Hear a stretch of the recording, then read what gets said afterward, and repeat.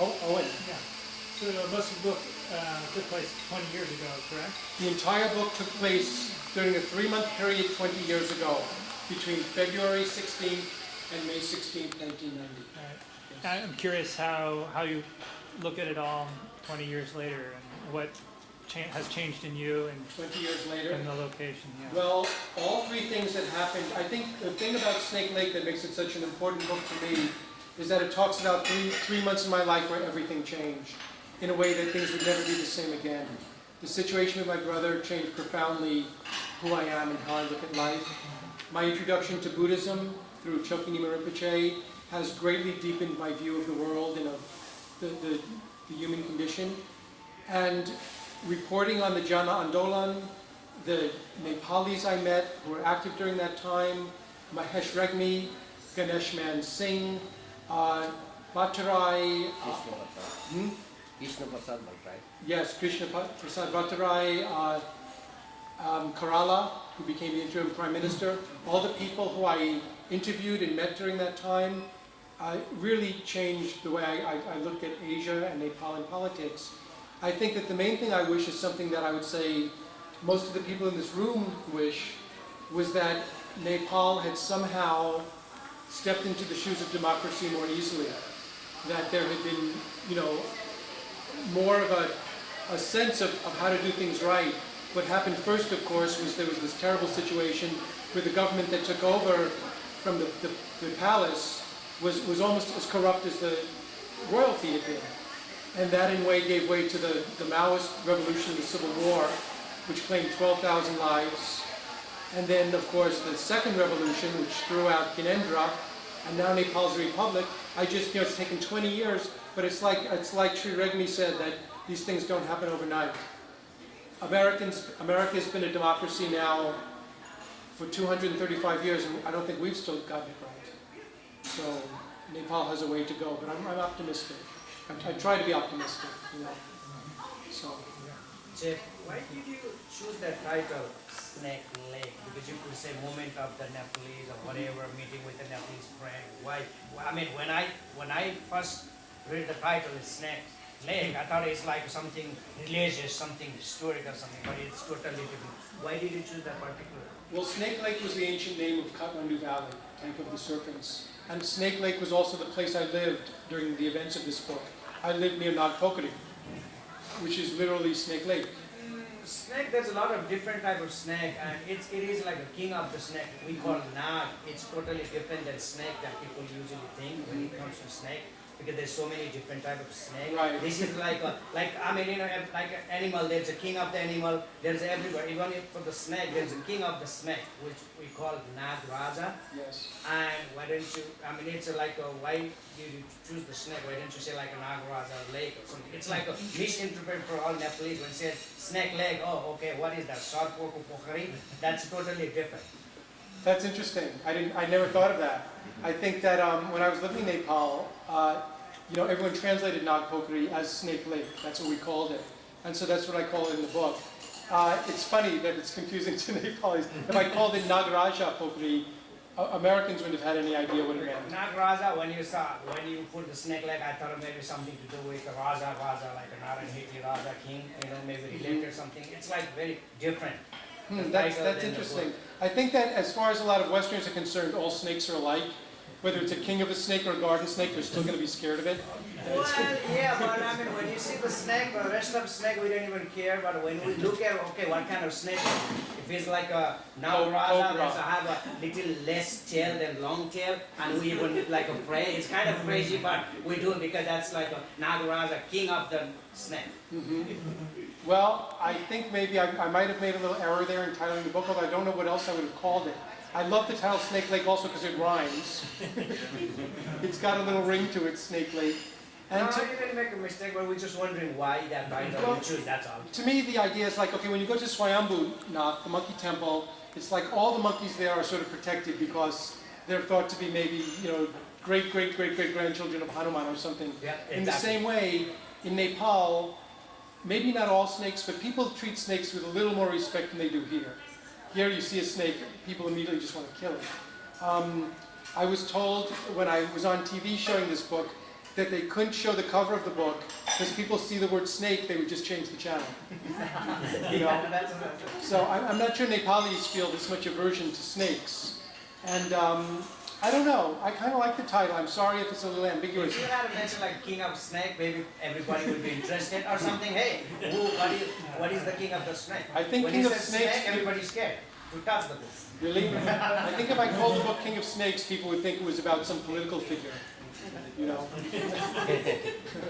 I don't really can't say who because there's so many to choose from. But I think also the idea of snakes, Snake Lake, as being kind of like an indication also of the corruption that exists everywhere. You know, snakes in a negative way. The snakes being a sign of corruption. And all the things, all liberation comes from corruption. This book is really about different ways to liberation. Either through revolution, through Buddhism, religious study, or through the path my brother took. And I think that all of these sort of corruptions can be viewed metaphorically as snakes. And we have to either tame them or do something with them to be liberated. And so I had to give it a meaning that had more meaning in the West than to a Nepali. Very easy. So, but that's very interesting. Amod, why didn't I know? Why didn't you tell me?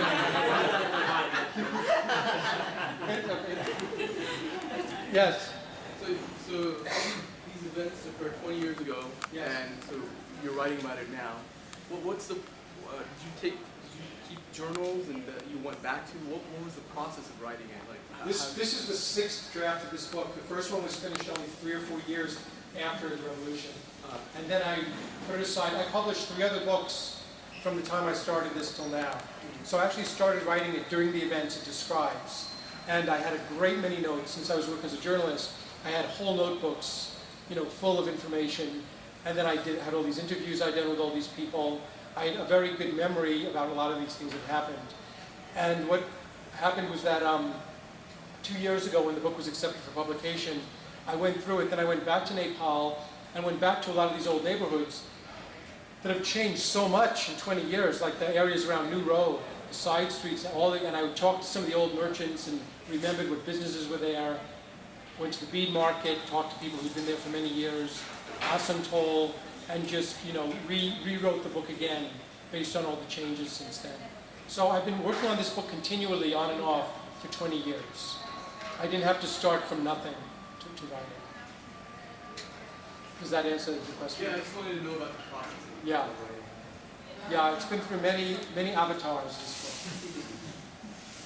book. Any other questions about the book or Nepal or the revolution? I'd be really curious to hear after this how some of you think about what's happened in Nepal since Jana Andolan and what your own thoughts about it are and, you know, what your own hopes are. So thank you very much. I have a few copies of the book available. Oh, you will? Even though it's called Snake Lake? I got ready to decide. Well, I will give you an actual Naga as a gift. Naga, yes, Naga. Yes, Naga. I actually just wrote a story. If any of you know the Huffington Post, you can go on the Huffington Post and read the story I wrote about Nagas in Eastern and Western religion. Because I'm fascinated with this whole idea of the different meaning of snakes. And I think the one reason that people don't respect snakes in the West so much is because we don't have enough stories about them. In Nepal, you read the history of Nepal, there's all these great stories about snakes and about Nagas. No, because that part of the world is right. They believe in the real spiritual thing. If there's no rain and they worship for the snake and the rain comes, but it's totally different in this part of the world. If you explain, if you tell them about it, they're gonna freak out. So you know, it's just a belief, the way you believe. That's why they say karma. Where do you come from? You know, traditional, culture, religious. That's why. Well, you'll be interested. In the book, I do talk a lot about the differences, and I'd like to hear your thoughts afterwards. Yeah. Okay, one for you. Well, actually, yes. Well, actually, Nag is not a snake. Nag's not. According to Hindu meditation, Yeah. Nag is not a snake. Nag is a different thing. Nag is a different thing Yeah. than Naga. No, Yeah, Naga Nag and snakes are different things. Like a monkey and man. yeah. Monkey is similar like a man, but Nag is not a snake. The serp is the Yeah. Actually, and according to Hindu validation, Nag has a different role and different atmosphere, and actually different different old, you know. It's beyond this old. Nags are living beyond this old. They are from the different old. Okay, well, I do understand that, and I think that this is just one of the many things that Nepali will have to forgive me for.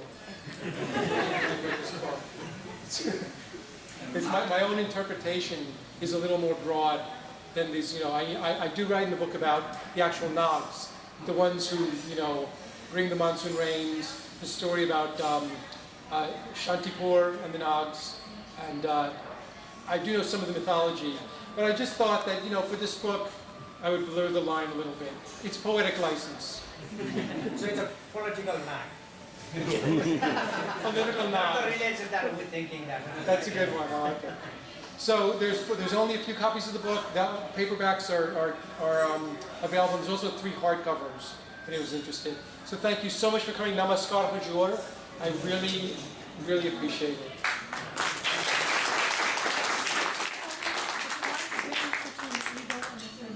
Jeff, are you serving any eggnog? Eggnog. So when you go, you can see a fly